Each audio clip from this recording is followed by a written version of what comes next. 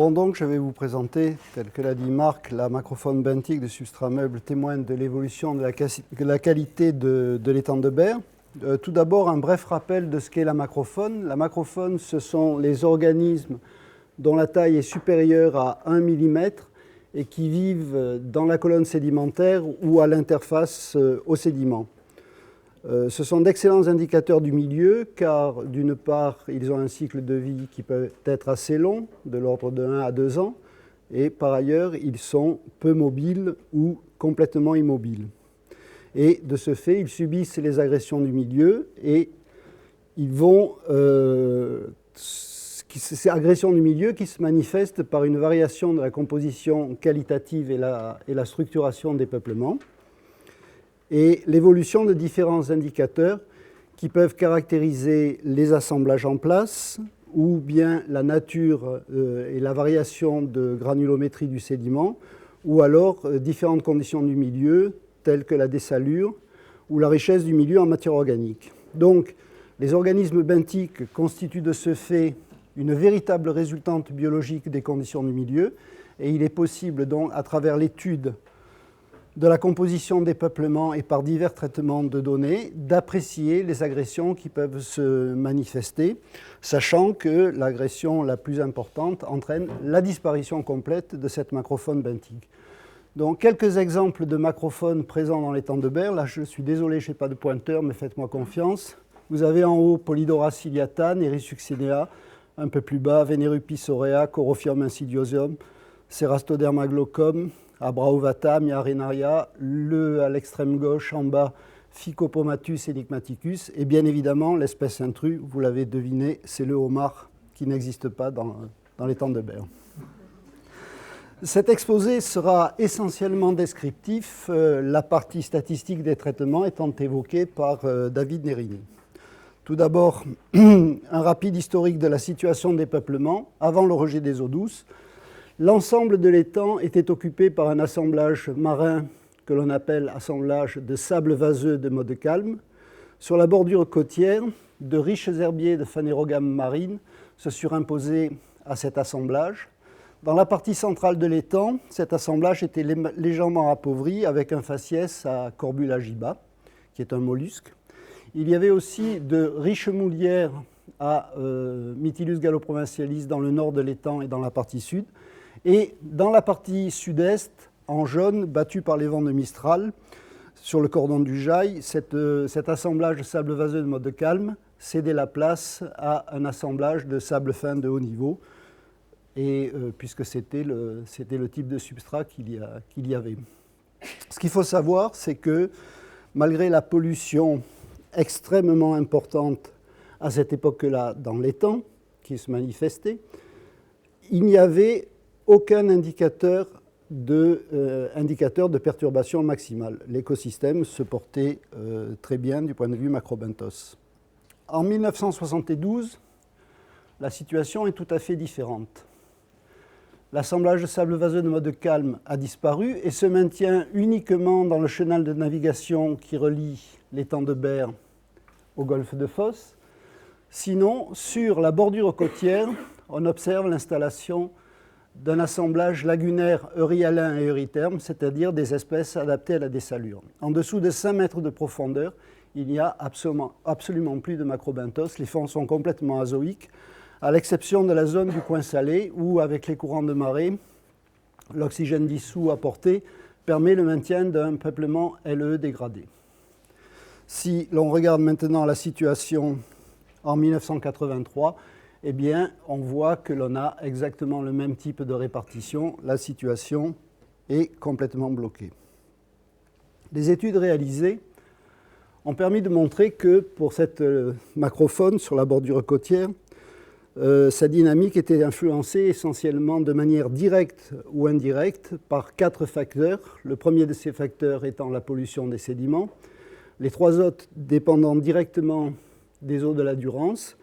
Ce sont les variations erratiques de salinité, les organismes, bien qu'étant appelés euryalins, pouvant supporter des dessalures de 5 ou des dessalures de 25, ce qu'ils ne supportent pas, c'est les variations brutales de salinité.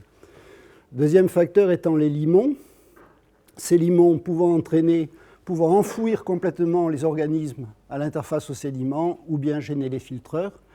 Le troisième facteur étant les faibles taux d'oxygène dissous que l'on a dans les fonds, taux d'oxygène dissous qui peuvent arriver jusqu'à l'anoxie au-delà de 5 mètres, entraînant l'absence totale de macrobenthos. Ce qui est important à savoir, c'est que, en définitive, sur la bordure côtière, si on prend les facteurs pris séparément, oxygène, limon, variation de salinité, polluants, ces facteurs pris séparément ne sont que rarement limitants.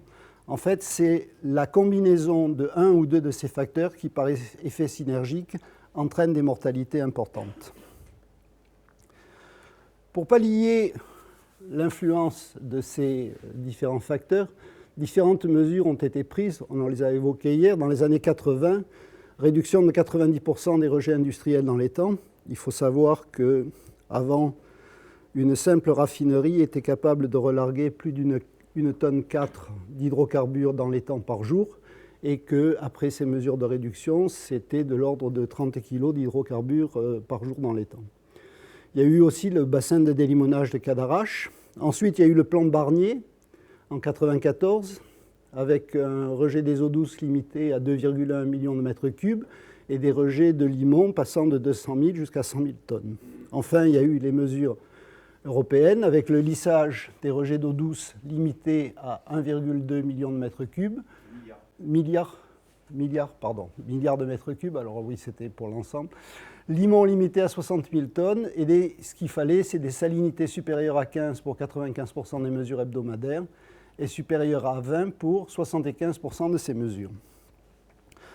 Alors que jusqu'en 1994, les études étaient relativement ponctuelles liées à des travaux universitaires dans les temps ou des suivis exceptionnels, à partir de 1994, une étude mensuelle régulière a été effectuée dans l'étang de Berre pour le macrobenthos avec, en étudiant une série de stations sur la bordure côtière, 11 stations réparties sur l'ensemble de la bordure côtière, et 3 stations dans la partie centrale de l'étang, B3 par 6 mètres de profondeur, les autres stations de la bordure côtière étant pratiquement aux alentours de 3 mètres de profondeur. Les stations centrales, B3 à 6 mètres de profondeur, B4 dans des fonds de 8 mètres et B6 au niveau du coin salé dans des fonds de 9 mètres.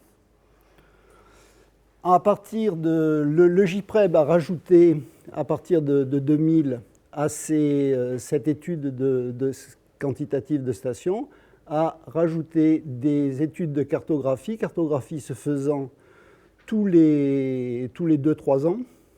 C'est ça ? Oui.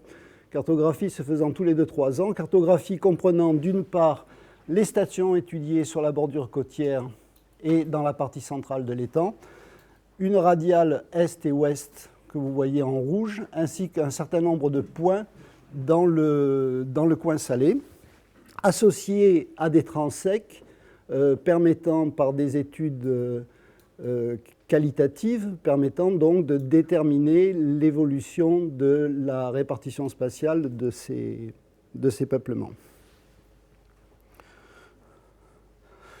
Nous allons donc voir maintenant, justement pour voir les effets du lissage, j'ai essentiellement comparé l'évolution des peuplements en utilisant la richesse spécifique et la densité et les cartographies établies sur 2 périodes, la période 98 juin 2004 et la période 2005-2010.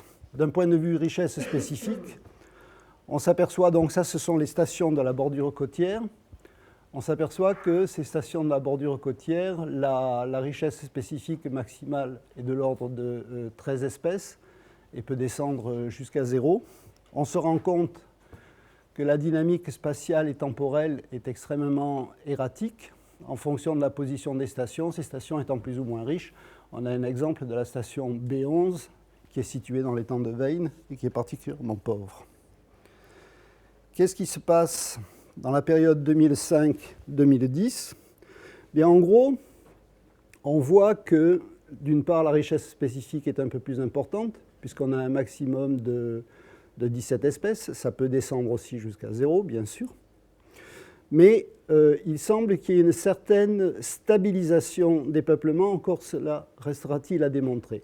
Si l'on regarde la richesse spécifique moyenne de ces stations, on se rend compte qu'effectivement, il y a une tendance à l'augmentation, un certain nombre de stations ayant 2 ou 3 espèces supplémentaires. Qu'est-ce que c'est que ces espèces? D'une part, il y a une espèce introduite à partir de 2005, une espèce invasive qui est Musculista cenusia, qui est un mollusque.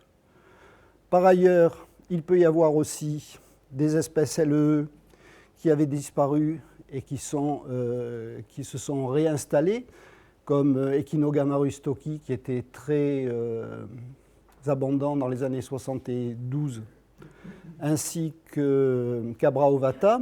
Et il peut y avoir aussi l'installation sporadique de quelques espèces marines qui supportent une certaine dessalure.